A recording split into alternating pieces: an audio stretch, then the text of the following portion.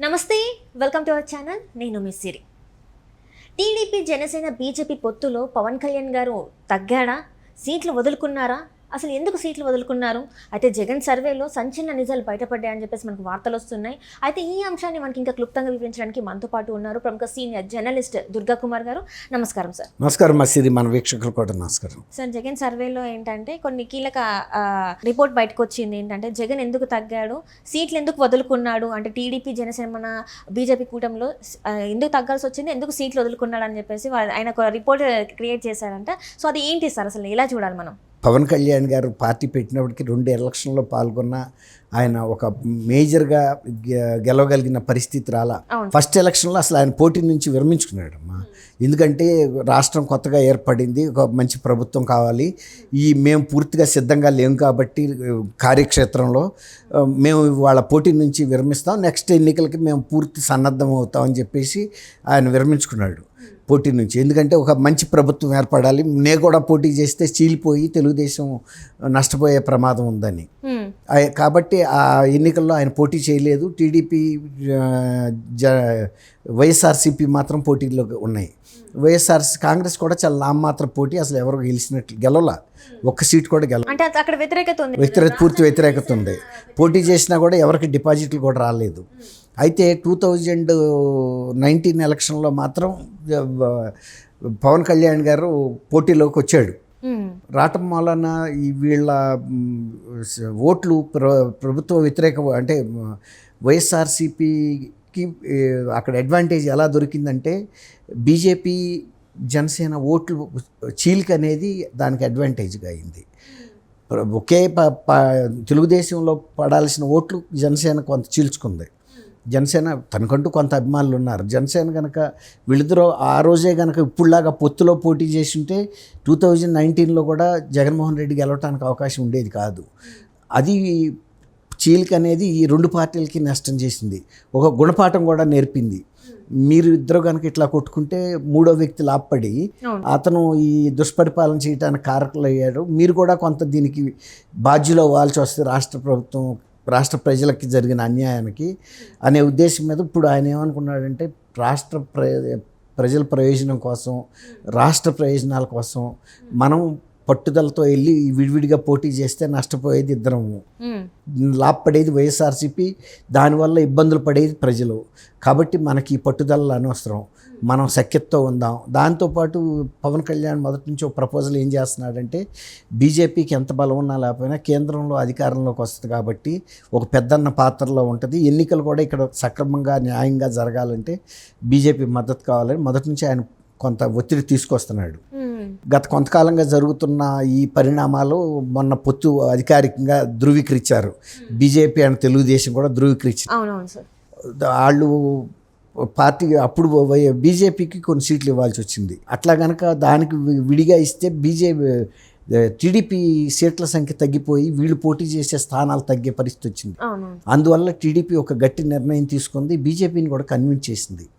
మీరు కూడా ఎక్కువ సీట్ల కోసం పట్టుబట్టి మీకు బలం లేని చోట్ల కూడా పోటీ చేసి ఓడిపోతే ఆ సీట్లు ఎవరికీ దక్కవు, కాబట్టి మీరు కొంచెం ఆచరణాత్మకంగా ఆలోచించండి ఫీల్డ్లో ఉన్న పరిస్థితులను బట్టి అడిగినప్పుడు ఒక 8 సీట్లు అడిగారు. అప్పటికే వీళ్ళు 5 వీళ్ళకిచ్చారు జనసేనకి. ఇప్పుడు ఆయన ఏం చెప్పాడంటే ఇంకొక సీటు నాది కూడా మీకు ఇస్తాను, మీరు 3 సీట్లలో పోటీ చేయమని బీజేపీకి కొన్ని స్థానాలు వదిలిపెట్టారు. అట్లాగే ఎమ్మెల్యే స్థానాలు కూడా దాదాపు ఇప్పుడు ఇద్దరికి కలిపి 30 ఇచ్చారు. ఒక 20 సీట్లు జనసేన తీసుకుని 10 సీట్లు బీజేపీకి ఇచ్చింది.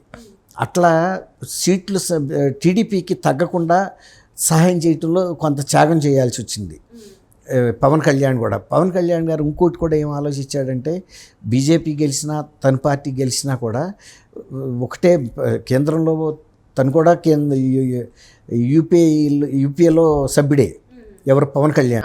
కాబట్టి ఎవరు గెలిచిన ప్రధాన పార్టీ యూపీఏలో బీజేపీ, ఇతను ఒక చిన్న సభ్యుడు. అసోసియేట్ మెంబర్ లాంటి. Right sir. కాబట్టి నా పార్టీ తరపున గెలిచిన వాళ్ళ తరపున యూపీఏ గవర్నమెంట్ వస్తుంది కాబట్టి నేను అందులోనూ ఆయనకు కూడా ఒక రకంగా ఆర్థికంగా కూడా భారమైన విషయం, ఎక్కువ సీట్లలో పోటీ చేస్తే. తర్వాత అంత బలమైన అభ్యర్థులు కూడా జనసేనకు లేరు కాబట్టి దీంతో పెద్దగా నాకు నష్టం జరిగేది ఏం లేదనే విశాలమైన భావంతో కొంత రాజీ పడ్డాడు. అంటే తను కూడా అదే చెప్పారు కదా సార్, ఎందుకంటే పోలింగ్ బూత్ ఏజెంట్స్గా మనకి ఎక్స్పీరియన్స్ లేదు, అంటే గట్టి నాయకుడు కూడా ఇందులో ఎక్స్పీరియన్స్ ఉన్న నాయకులు కూడా ఎవరు లేరు, సో ఈసారి అందుకే తగ్గాల్సి వచ్చింది, మీరు అర్థం చేసుకోండి అని కూడా చెప్పినట్టు మనం చూసాం. అవును అవును, అది కార్యకర్తలు ఏంటంటే వాళ్ళు ఆవేశంలో ఉంటారు కానీ కొంచెం ప్రాక్టికాలిటీ తక్కువ. ఇప్పుడు మీరు అన్నట్టు వాళ్ళు గతంలో ఎన్నికల బూత్లు ఎలా నిర్వహించాలి, ఓటర్ బూత్ వరకు ఎలా తీసుకురావాలి అనేది పోల్ మేనేజ్మెంట్ అది చాలా ముఖ్యం.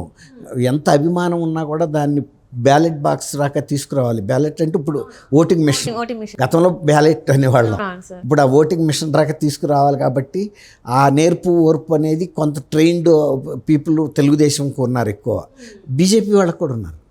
బీజేపీకి కూడా ప్రజల్లో బలం లేకపోయినా ఈ మేనేజ్మెంట్ చేసే స్కిల్స్ వాళ్ళకు ఉన్నాయి. ఎందుకంటే అది చాలా పూర్వకాలం నుంచి ఉన్న పార్టీ, సీనియర్ కార్యకర్తలు ఉన్నారు, డిసిప్లిన్డ్ కార్యకర్తలు, కమిటెడ్ కార్యకర్తలు కూడా బీజేపీకి ఉన్నారు. ఇప్పుడు జనసేన చేయించుకున్న సర్వేలో ఈ మూడింటి మూలన తను పరిస్థితి అయితే మాత్రం చాలా గడ్డు పరిస్థితి ఎదుర్కోవాల్సి వస్తుంది అనేది ఆయన సర్వేలో కూడా తేలింది. ఇప్పుడు ఆయన ఒక షాక్లో ఉన్నాడు. అంటే ఇప్పుడు టీడీపీ జనసేన బీజేపీ కూటమి వల్ల తినే అగాధాల్లో కంటే కిందికి వెళ్ళే అవకాశం ఉంది. ఇప్పుడు తనే ఎక్కువ నష్టపడుతున్నాడు. ఇప్పుడు అధికారంలోకి వచ్చేది దాదాపు లేదనేది ఆయనకి అర్థమైంది. ప్రశాంత్ కిషోర్ లాంటి ఒక స్ట్రాటజిస్ట్ కూడా చాలా ఘోర పరాజయాన్ని సవిజోడబోతున్నాడు అని కూడా చెప్పాడు కదా. దానికి ఆయన స్వయంగా చేసిన తప్పిదాలేను, తన పరిపాలన టైం 5 సంవత్సరాలు ప్రజలు ఇచ్చిన అవకాశాన్ని పూర్తిగా దుర్వినియోగం చేసుకున్నాడు. అంటే సంక్షేమ పథకాల మీదనే కాదు ఉండేది, అభివృద్ధి అంటే రాష్ట్ర అభివృద్ధి మీద కూడా ఫోకస్ చేయాల్సింది. అదే కాదు, ప్రజల పట్ల అంత కఠినమైన వైఖరి అవలంబించి ప్రజల పట్ల దాష్టికాలు చేయాల్సిన అవసరం లేదు కదా. పోలీసుల్ని ఏదో బ్రిటిష్ ప్రభుత్వం ఇదేమన్నా, ఇప్పుడు ప్రజల ప్రభుత్వం నిన్ను ఎన్నుకున్నారు, అన్ని నియోజకవర్గాల్లో 151 స్థానాల్లో అందరినీ కడుపులో పెట్టుకు చూసుకోవాల్సిన వ్యక్తి ప్రతాడితో కయ్యానికి కాలు దువ్వాడు. ప్రజలతో ఘర్షణ పెట్టుకున్న ప్రభుత్వం ఎలా అధికారంలోకి రాగలుగుతుంది? అక్కడ నుంచి వ్యతిరేకత ఎదురు వస్తుంది. ఇప్పుడు సేమ్ బీఆర్ఎస్ ఎలాంటి వైఖరి తీసుకుందో అదే ఇది సారూప్యతలు కనబడుతున్నాయి. రెండోది, ఇప్పుడు ఈయనకి ప్రగతి భవన్ ఉన్నట్టే ఆయనకి తాడేపల్లి ప్యాలెస్ ఉంది. ఇప్పుడు తర్వాత ఇదివరకు ఆ కాల ఒడ్డునున్న ఇళ్ళు దాదాపు 200-250 ఇళ్ళని తొలగించేసి ఒక రోడ్డు వేసేసి పెద్ద విశాలంగా గేట్ కూడా పెట్టేశారు. సేమ్ ఇదివరకు బేగంపేటలో ప్రగతి భవన్కి వెళ్ళేటప్పుడు మెయిన్ రోడ్డు మీద బార్కేడ్స్ వేసి దానిపైన ఇట్లా షెడ్ లాగా వేసేసి, అంటే ఫెన్సింగ్, ఎవరు కూడా దానికి దూక్కుండా, సేమ్ అలా సారూప్యతలు కూడా దానికి దీనికి కూడా ఒకే రకంగా ఉండే. ప్రజలకు దూరంగా దాదాపు 1 కిలోమీటర్ లెక్క గేటు ప్రైవేట్లో అసలు ఎవరు వెళ్ళలేరు. ఇక దుర్భేద్యమైన కోట. Right sir. అంటే ఇద్దరు స్నేహితులు కాబట్టి ఇద్దరు అనుకొని ఒకలాగా ఉండాలని చేసి ఈ సారూప్యతలు కూడా కలుస్తున్నాయి ప్రజల పట్ల. ఈ ప్రభుత్వం కూడా అట్లాగే వ్యవహరించింది. ఇక్కడ ఈ ముఖ్యమంత్రి ప్రజలకు అంతే దూరంగా ఉన్నాడు, అక్కడ ఆ ముఖ్యమంత్రి కూడా ప్రజలకు అంతే దూరంగా ఉన్నాడు. రైట్. అంటే మొత్తానికైతే ఈయన సర్వేలో ఆయనకి చాలా నష్టం జరిగేలా ఉందని చెప్పేసి, ఇప్పుడు సర్వేలో ఆయనకు తెలుసు కాబట్టి దీన్ని నేను ఎట్లాగో ఆపలేకపోయాననే ఆదుర్త సహజంగా ముఖ్యమంత్రి గారికి అధికారంలో ఉండాలనుకుంటాం సహజం. Right sir. Right. Thank you so much.